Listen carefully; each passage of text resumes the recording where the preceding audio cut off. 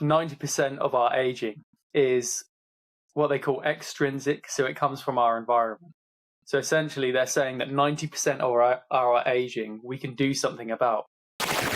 One of the biggest factors which we found in our research, which damage the skin microbiome and lead to this aging, is the use of the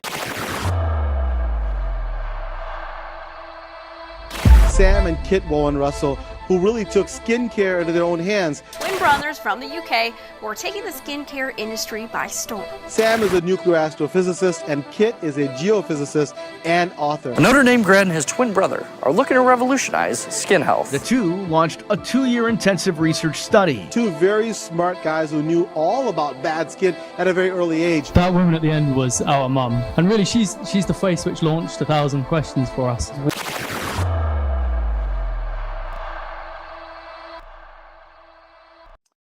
Right, Kit, we have even more breaking news, which, well, I'll test to see if it's breaking news for you, but it's breaking news in the general realm, apparently. So this news is saying that the skin microbiome has been linked to anti-aging, or the skin microbiome is linked to signs of aging. And then I'll ask you who you think this is run by. But anyway, is that breaking news to you? Definitely not breaking news, but I know all the studies, they either fall into one of, I think, 3 camps. You either get ones which are using a scientific purpose to secretly behind the scenes flog a product or try and help a product. Number 2, you get the ones which are just building on previous knowledge. And then number 3, you get ones which are just have no idea whatsoever about the previous stuff and making a headline sound like it's new when it's not. I remember you talked at an anti-aging conference, I'm pretty sure, many, many years ago. Yeah. Which was that to do with the skin microbiome, or was that cosmetics, hilariously enough? No, that was a mix between, it was mainly cosmetics for anti-aging. It was more about ingredients and things you put in products to help you age with grace, as the saying goes, but it was less about the science behind the skin microbiome. Right, okay, so it's more about the products. And we can tell this many stories another time, which is we'll do on all of our podcasts, but obviously one of the things that you were talking about in aging and anti-aging was the huge amounts of synthetic chemicals in everyday cosmetics. Would I be right in saying that? Yeah, just to give a really brief overview of it, 90% of our aging, so the aging which occurs, is what they call extrinsic, so it comes from our environment. So essentially they're saying that 90% of our aging we can do something about. So one of the biggest factors which we found in our research, which damage the skin microbiome and lead to this aging, is the use of these toxic chemicals in everyday cosmetics. So if we can stop using these toxic chemicals, then that would take a big chunk off that extrinsic aging process which they talk about. Yeah, so that's basically what your talk was about, wasn't it? About the fact that we're all here because the conference is about aging or anti-aging, and it's one of the biggest drivers of people's products.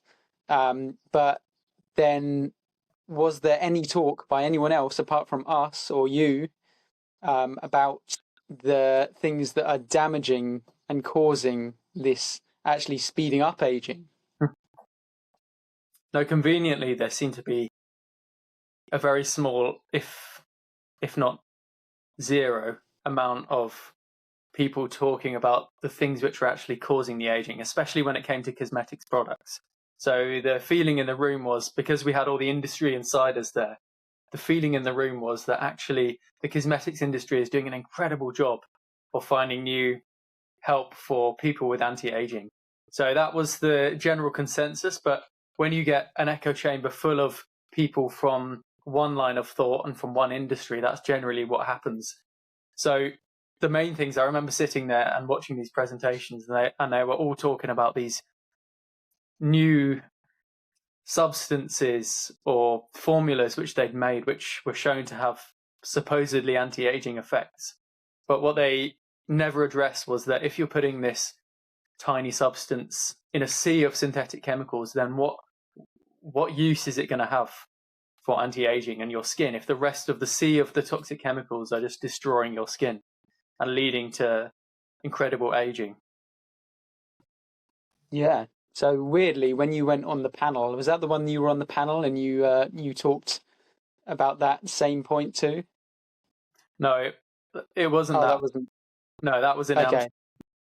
But again, Okay. same thing. When you get a room full of supposed industry insiders, industry experts, in inverted commas, and it's just an echo chamber, nothing ever gets done because it's a cozy boys club where you just have everyone echoing the same opinion in the safe space that is created because no one wants to address the real issue, which is the use of huge amounts of toxic and damaging chemicals in everyday cosmetics, which are leading to a breakdown of the skin and also leading to this skin allergy epidemic and the aging epidemic.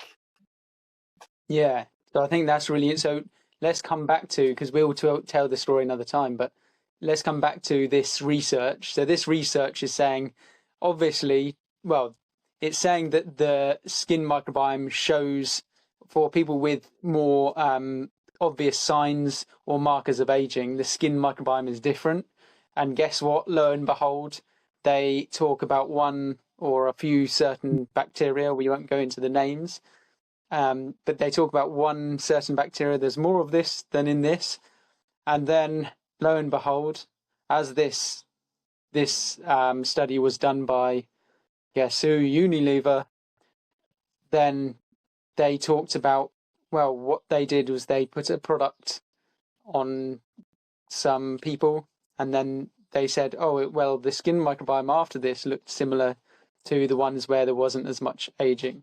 But I think the main thing, I want your thoughts on that in a minute, but the main thing is, obviously, as we've talked about, the skin microbiome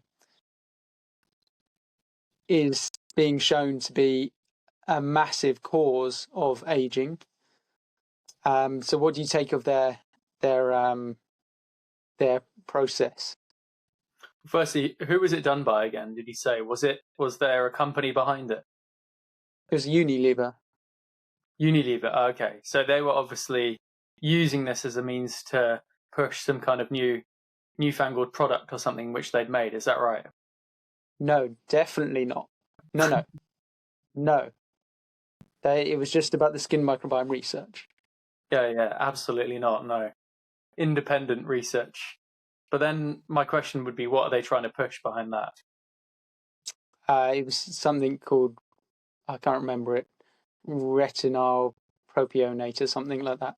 But again, we'll do another podcast about the whole all of this, like we were talking about. But talking about one single bacteria is just totally misleading in terms of when you're looking at better skin microbiomes. And two, then the flip side, like you said, oh, well, the solution is this one product, this one substance that is supposedly the cure-all for everything, which it isn't.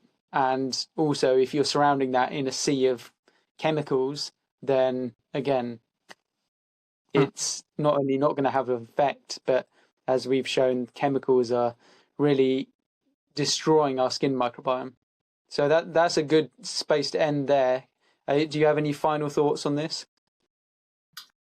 I would say, again, it feels like, as you say, they're focusing in on one thing in a massive system of millions and millions of interacting parts, which again, they're going down the same old rabbit hole of trying to find one thing which is going to help the whole system, as opposed to looking at the big things which are actually causing aging and the big things which are actually damaging the skin.